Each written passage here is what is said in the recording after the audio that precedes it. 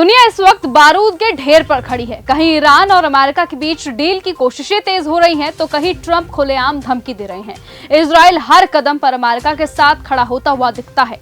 रूस यूक्रेन एक बार फिर से भड़क उठा है और पाकिस्तान आज भी ऑपरेशन सिंदूर के खौफ से उभर नहीं पाया है। पश्चिम एशिया से लेकर यूरोप तक हर मोर्चे पर तनाव, धमकी, युद्ध और कूटनीति का खतरा, खेल लगातार जारी है। नमस्कार, आप देख रहे हैं न्यूज गंगा और मैं हूं आपके साथ निशा भारद्वाज। आइए शुरुआत करते हैं देश और दुनिया की 10 सबसे बड़ी खबरों के साथ। ईरान और अमेरिका के बीच डील तय। ईरान और अमेरिका के बीच समझौते को लेकर 3 बिंदुओं पर सहमति बन गई है, जिसके बाद दोनों पक्ष एक पेज पर समझौता प्रस्ताव करने के लिए तैयारी में है।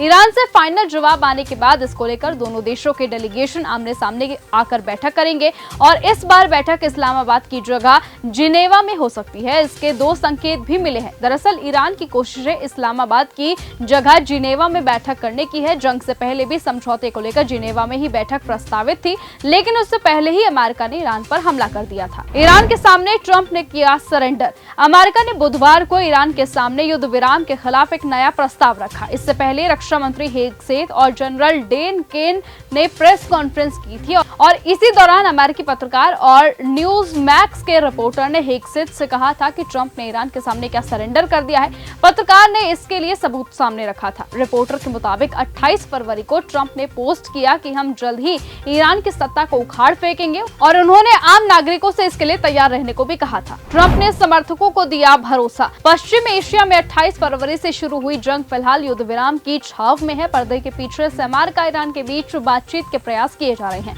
इसी बीच डोनाल्ड ट्रंप ने यह दावा किया है कि ईरान के साथ युद्ध जल्द खत्म हो सकता है। उन्होंने समर्थकों से कहा कि ईरान को परमाणु हथियार बनाने से रोकना जरूरी है। इजरायली पीएम नेतन्याहू बोले, ट्रंप से रोज हो रही बातचीत। इजराइल के प्रधानमंत्री बेंजामिन नेतन्याहू ने उन खबरों को खारिज कर दिया है जिनमें यह कहा जा रहा था कि ईरान को लेकर अमेरिका की कूटनीतिक पहल से इजराइल हैरान रह गया है। नेतन्याहू ने स्पष्ट किया कि उनके अमेरिकी राष्ट्रपति डोनाल्ड ट्रंप से लगभग रोजाना बातचीत हो रही है और दोनों देशों के बीच हर स्तर पर पूरा समन्वय बना हुआ है। ईरान पर यूएस के 2 सुर। ईरान को लेकर अमेरिका के भीतर अलग अलग संकेत सामने आए हैं। विदेश मंत्री मार्को रूबियो ने ऑपरेशन एपिक फ्यूरी को सफल बताते हुए वार्ता का संकेत दिया, जबकि राष्ट्रपति ट्रंप ने समझौता न होने पर दोबारा से सैन्य कार्रवाई की चेतावनी दे दी। ईरान युद्ध से जुड़ रहे ट्रंप के हमलावर के तार। अमेरिकी गृह सुरक्षा मंत्रालय ने गत माह व्हाइट हाउस में एक समारोह में राष्ट्रपति डोनाल्ड ट्रंप और उनके प्रशासन के वरिष्ठ सदस्यों की हत्या का प्रयास करने वाले आरोपी का संभावित मकसद ईरान युद्ध के तौर पर पहचाना है। ये जानकारी देश भर में राज्य और स्थानीय कानून प्रवर्तन एजेंसियों तथा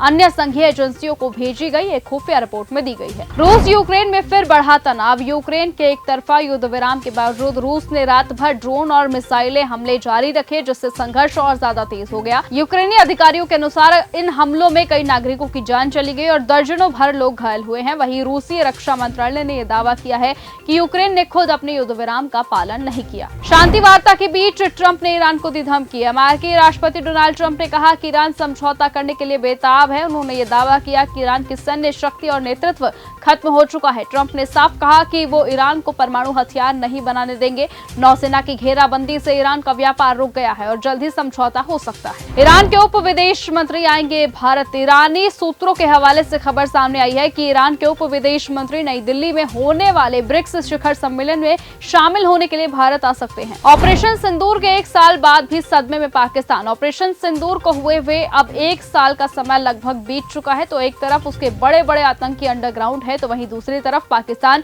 पैसे की कमी से जूझ रहा है। पानी को लेकर संकट अलग है। पाकिस्तान ने हाल ही में पानी संकट से निपटने के लिए अब यूएनएससीसी से गुहार भी लगा दी है। तो फिलहाल आज के इस बुलेटिन में सिर्फ इतना ही। देश और दुनिया की तमाम बाकी खबरों के साथ ऐसे ही जुड़े रहने के लिए आप बने रहिए और देखते रहिए हमारे साथ न्यूज गंगा। नमस्कार। अगर आपको यह हमारा वीडियो पसंद आया हो तो इसे लाइक और शेयर करना बिल्कुल न भूलें। साथ ही हमारे चैनल न्यूज गंगा को सब्सक्राइब और फॉलो जरूर करें, ताकि देश और दुनिया की हर बड़ी खबर आप तक सबसे पहले पहुंचे।